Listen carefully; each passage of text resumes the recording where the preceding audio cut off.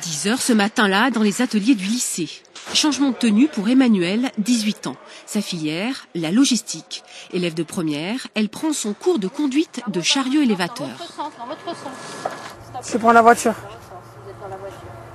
Là. Toute la classe, ils aiment conduire, ils aiment. Moi, j'aime pas. C'est le seul TP où j'arrive pas. Dans cet établissement, le plus ancien des 4 lycées professionnels de Corse, 10 bacs différents. Des bruits, des odeurs que ces élèves retrouveront dans leur futur métier. Ok, maintenant on passe sur l'autre roue. Le soufflet, on regarde bien qu'il ne soit pas déchiré. On tourne, hop. 3 grands secteurs ici. Maintenance industrielle, bâtiment, transport. Le plus demandé, le bac conduite, le seul en Corse. Une place pour 3 demandes. La sélection est faite sur dossier. Voilà, lâche ta clé. Un simulateur de conduite vient même d'arriver, de quoi stimuler les élèves. Oui, Bernard, est-ce que tu peux m'appeler Monsieur Mendoza? Manu, il y a le patron qui t'appelle. Le proviseur, on l'appelle patron. Une tradition de corporation, une façon de rentrer dans l'esprit d'entreprise. Il faut quand même savoir que en collège, 50% des élèves viennent sur notre secteur professionnel, donc un élève sur 2, ça n'est pas rien. Ce sont des élèves qui sont en difficulté dans les collèges, qui n'ont pas beaucoup de perspectives et qui trouvent là, en lycée professionnel, vraiment un lieu où ils se réalisent, ils grandissent, ils se transforment. Il y a des réussites spectaculaires. Et ça, maintenant, les familles commencent à le savoir. Ici, 470 élèves, dont 70 filles.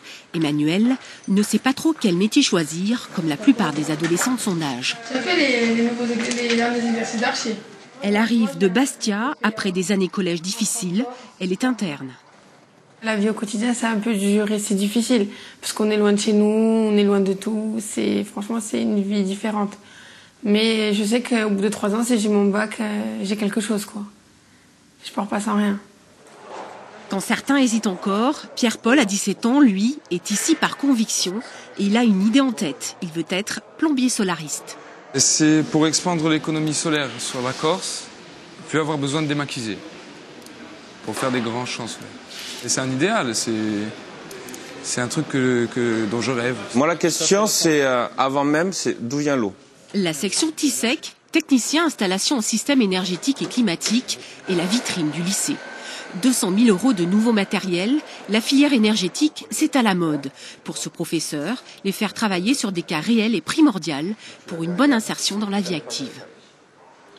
Il y a beaucoup d'emplois possibles. Il y en a beaucoup qui trouvent un emploi d'été suite au stage. Un boulot à la fin de la formation. Après, du travail, il y en a pour les bons. Il faut, travailler, être curieux et en vouloir. Les secteurs porteurs d'emplois en Corse sont bien sûr l'hôtellerie et la restauration, mais pour des perspectives à long terme, la suite de la filière TISEC est déjà créée. Nous avons prévu quand même pour la prochaine rentrée scolaire l'ouverture d'une mention complémentaire de niveau 4, technicien en énergie renouvelable. C'est-à-dire que ce sera une formation post-bac en 1 an qui permettra d'avoir une spécialité également donc sur un secteur qui devrait continuer quand même à être porteur, puisque même si il y a un frein à l'heure actuelle, on peut supposer qu'il va y avoir une relance sur ce secteur. La première promo il y a 50 ans, des maçons. La filière maçonnerie a disparu aujourd'hui. Charles de Gaulle, alors président de la République, est même venu saluer l'ouverture de l'établissement. Les élèves, des fils de bergers, des villageois et des citadins aussi. Un joyeux mélange, toutes classes sociales confondues. Ils venaient avec l'esprit d'être choisis, honorer leur engagement. Beaucoup d'internes, il ne faut pas l'oublier, qui n'avaient pas les moyens et qui partageaient finalement le très peu de choses qu'ils avaient en commun. Voilà l'état d'esprit de cet établissement et je crois qu'il a continué et il continuera encore dans ce sens-là. L'état d'esprit aujourd'hui, c'est une main tendue, le nouveau logo créé pour le cinquantenaire. Symbole de la main qui fait, qui réalise, la main fraternelle, la main tendue aux élèves en difficulté pour aller vers la réussite. Jean-François Antonetti a eu son CAP de maçon en 1964. Depuis, il est chef d'entreprise à 35 salariés et réalise 5,3 millions d'euros de chiffre d'affaires. Pour lui, il ne faut pas hésiter à entrer en lycée pro.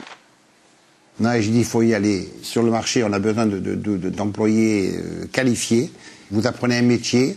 Ce métier, quand vous sortez de cette filière, automatiquement, vous trouvez un travail. Le lycée Jules Antonini, d'un nom d'un polytechnicien né à Ajaccio en 1903, estimé par le général de Gaulle, a formé 6 000 élèves en 50 ans.